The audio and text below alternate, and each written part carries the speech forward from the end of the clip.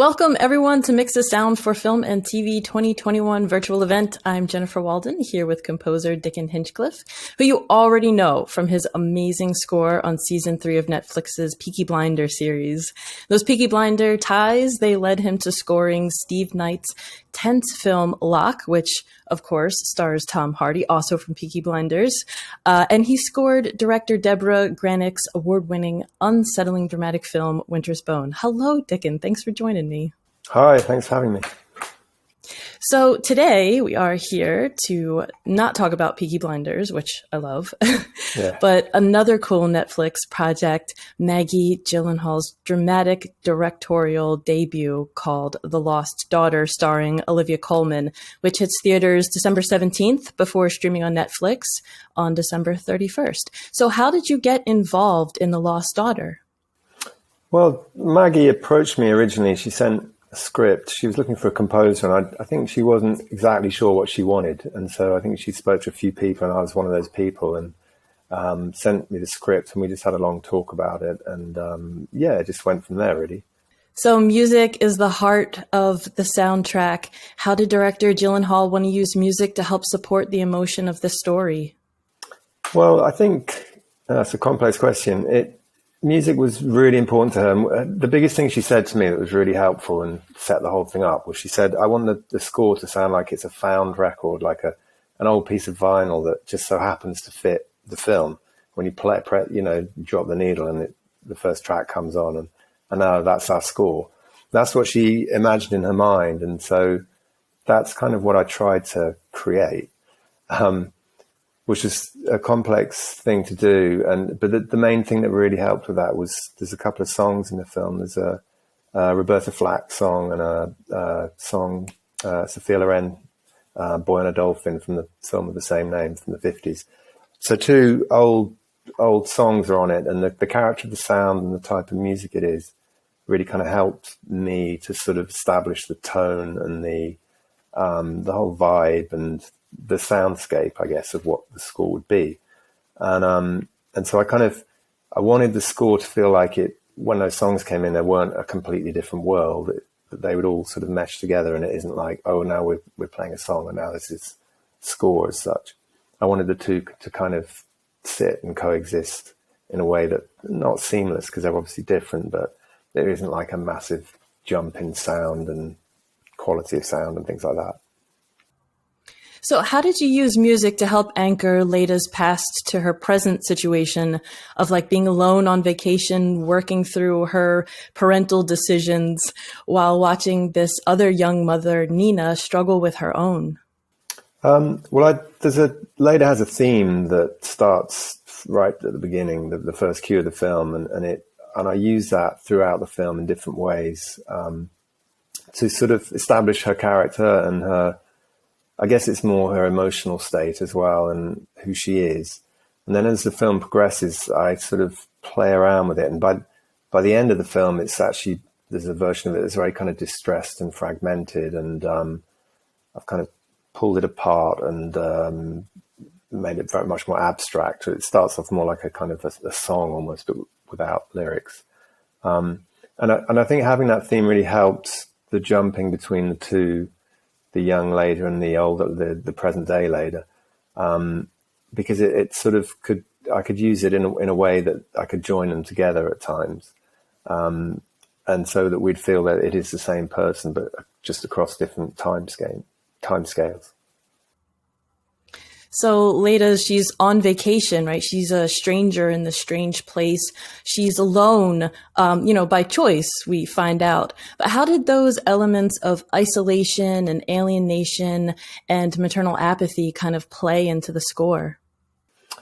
I think maybe they're things that I can tap into myself, just in terms of the kind of music that I like and my own experiences in life. So I think it was just something quite natural for me to do that. It wasn't, like the theme that she has, it actually starts off quite vibrant and upbeat, but there's a kind of a melancholy within it. It's not, this isn't necessarily a happy day at the beach.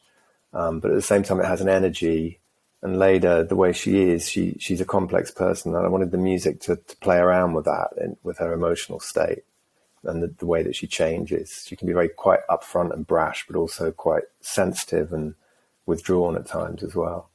So being a multi-instrumentalist, did you perform most of the score yourself? Yeah, I did a lot of it. So I did. I play the violins and even some cello on it and stuff. But then we got a small orchestra towards the end of the project to flesh things out. Because originally Maggie wanted to keep it quite intimate and small, and so I layered violins and cellos up, and I got a cellist to help me do that as well.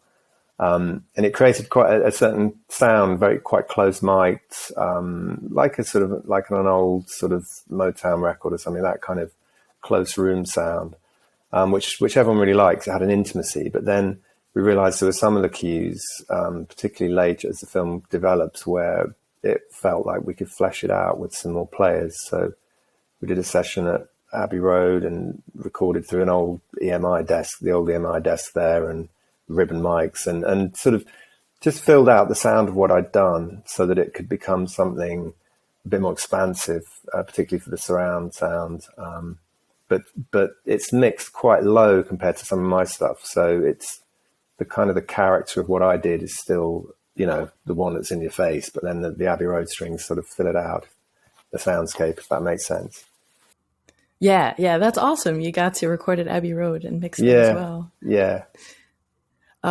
So going back to, I hate to jump back, but going back to, this idea of like isolation, there was a beautiful moment where Leda, she's escaping the rain with a bunch of other people in the town, and they're like under this awning thing. And there's just this beautiful, like light piano piece happening. And I thought that just captured that moment and Leda in that moment so perfectly. It was just so beautiful. Oh, thanks. Yeah. I think to answer something you asked before, actually, that sort of little solo piano, there's a kind of lonely quality to that sort of sound. And Maggie had used, there's a Ethiopian pianist called Emma Hoy. I can't pronounce the rest of her name. This is from the 60s, I think. And she was actually a nun, but she played piano, and she plays these amazing kind of bluesy piano, but very simple little melodies. And she had some of those in the film as temp music, and I really liked, and she did, Maggie obviously did, the quality of that sound. It was a kind of a fragile and lonely sound without being sentimental. And so that was something that influenced me a lot in achieving that. Yeah, sometimes piano can get a little too sappy, and I felt like you didn't get in that direction with your piano parts on this film. So okay, thanks. Yeah, well, I think it's also sound wise, because I tried to make it sound like an old piano. It goes through sort of tape machines and stuff like that to sort of degrade it and make it sound a bit more crunchy. It's not like a sort of pristine Hollywood big sounding piano. It's something a bit more intimate and smaller. And so the setting of this film, it's like the Italian coast. Did that location have any influence on your either your direction for the style of music or your instrumentation? It's actually Greece. It's an island in Greece. It's not Italy. Greece. Okay. Yeah. So it's a Greek island.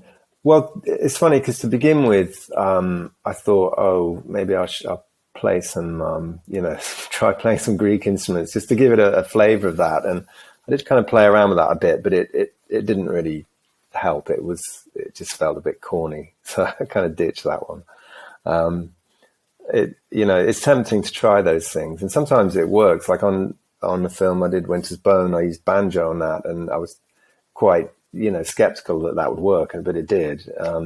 Whereas with this one, it felt like the music was very much Leda's internal life, her character, her psychology, and her emotional state. And Greek music didn't really have much to do with that.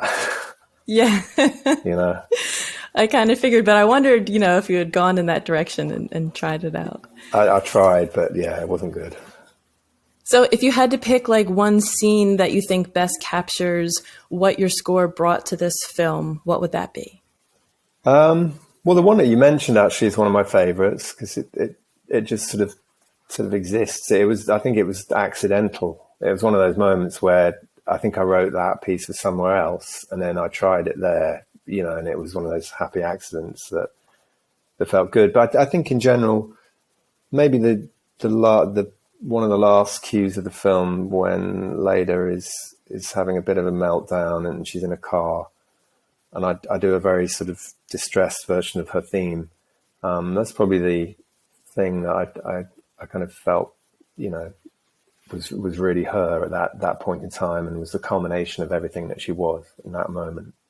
Well, Dickon, fantastic job on the score. And thank you so much for having this chat with me about Netflix's The Lost Daughter. I really appreciate you sharing your time and your story with me. Thank you. Thanks for having me. I enjoyed it.